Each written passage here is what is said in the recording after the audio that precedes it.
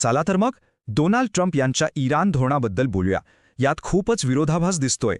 याचंच एक ताजं उदाहरण म्हणजे इराणचा सर्वात मोठा पूल एका हल्ल्यात उडवून देण्यात आला. पण गंमत म्हणजे हल्ल्यानंतर लगेचच ट्रम्प यांनी इराणला चर्चेसाठी जाहीरपणे बोलावलं. म्हणजे हे शक्तीप्रदर्शन होतं की मग बोलणी करण्याची विनंती? हाच खरा प्रश्न आहे. यालाच म्हणतात मेक अ डील पॅराडॉक्स. चला तर यामधला मुख्य मुद्दा पाहूया.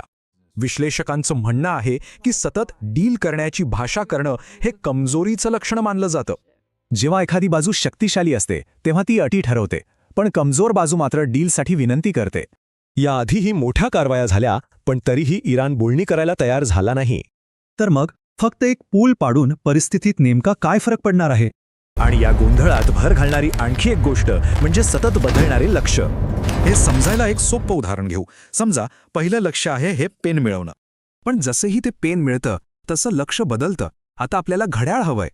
आता बघा, खूप दिवसांपासून इराणचा अणुबॉम्ब कार्यक्रम रोखणं हेच मुख्य ध्येय असल्याचं सांगितलं जात होतं.